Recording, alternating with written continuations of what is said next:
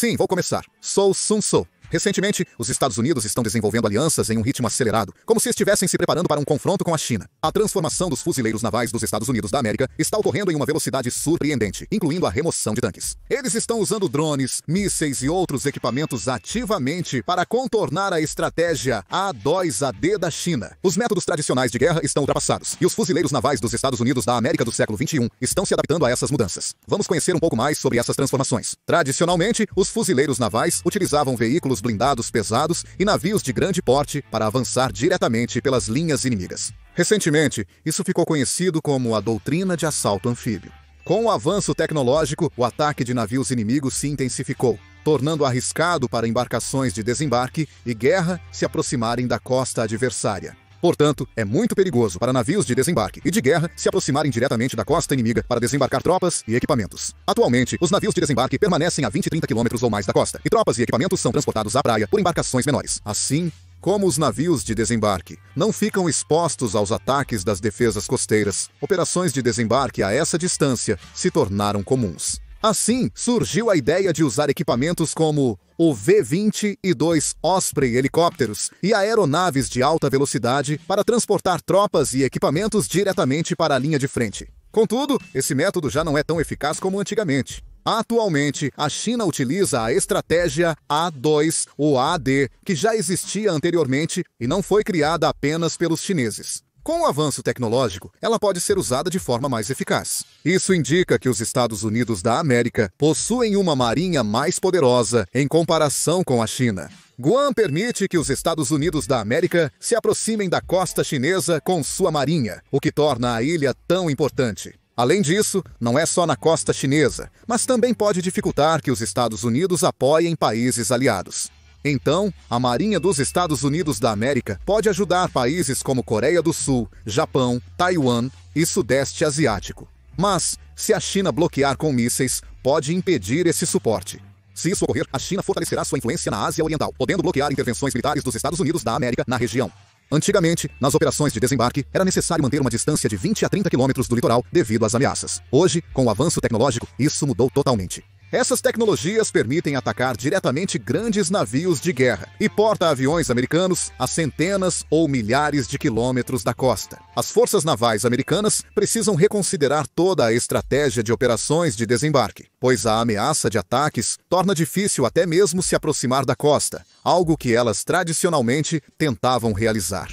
É por isso que a guerra moderna mudou completamente.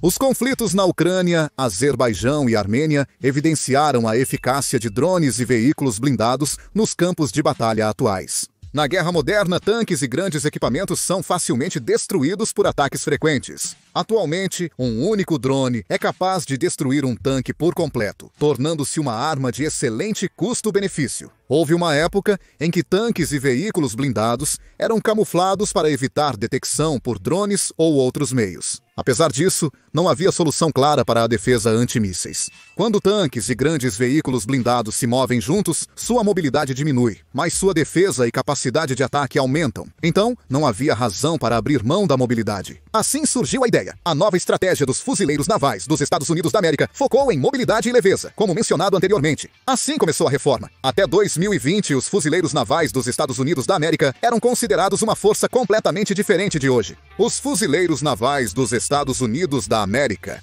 eliminaram completamente suas unidades de tanques, transferindo todos os seus tanques para o exército. Agora, não há mais tanques dentro dos fuzileiros navais dos Estados Unidos da América. Se for necessário o apoio de tanques durante a batalha, eles receberão o suporte dos tanques do exército. Como conduzirão as operações sem tanques?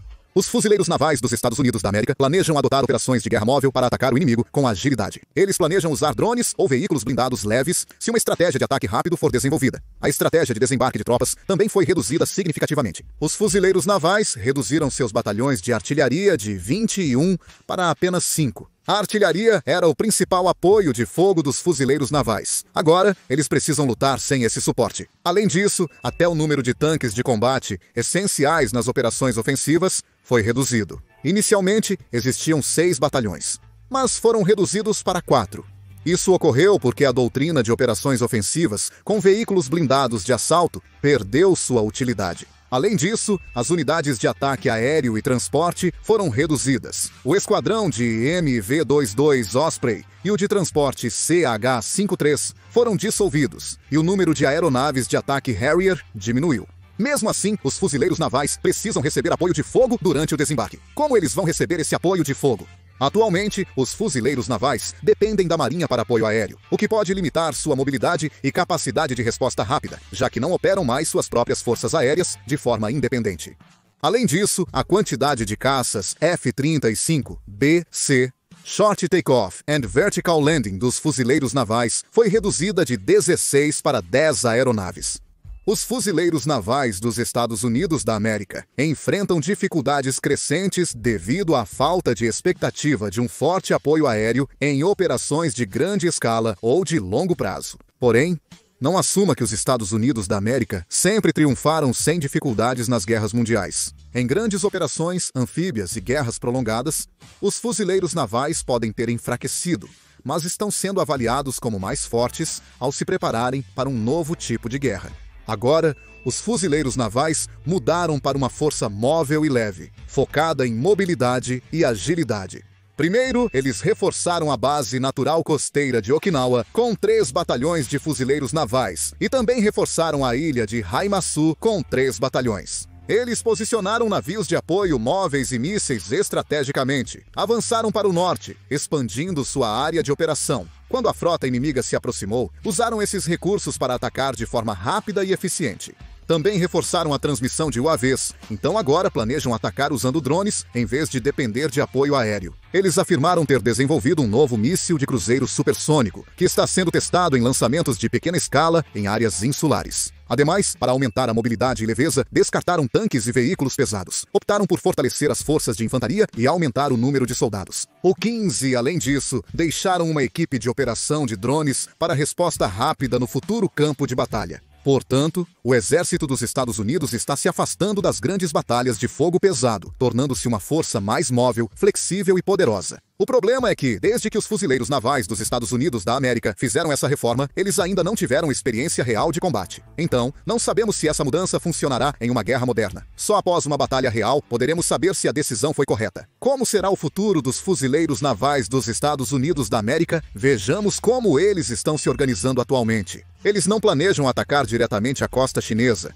mas estão se posicionando em ilhas estratégicas ao redor, bloqueando rotas e controlando o campo de batalha. Para superar a estratégia A2AD da China, que dificulta o avanço de grandes forças convencionais, os fuzileiros navais dos Estados Unidos da América investem em tecnologia militar moderna e táticas de guerra dispersa, visando sobreviver e se infiltrar, mesmo sob forte ameaça inimiga. Eles estão dispersando suas forças de artilharia, mísseis antiaéreos, ataque aéreo e naval, espalhando-as em várias ilhas. Eles concentram-se em forças de médio e longo alcance, espalhando-se por várias ilhas para atacar o inimigo a partir dessas posições. Existe uma linha de frente cuja missão é defendê-la a todo custo. As tropas de nível de companhia não apenas seguem o líder, mas também agem independentemente sob pressão, infiltrando-se na ilha. Com reforços, eles eliminam o inimigo e ocupam a ilha gradualmente. E então, se for detectado um movimento inimigo reforçado, usamos a artilharia ou ataques aéreos para neutralizar o inimigo, utilizando o poder de fogo para destruir as forças inimigas.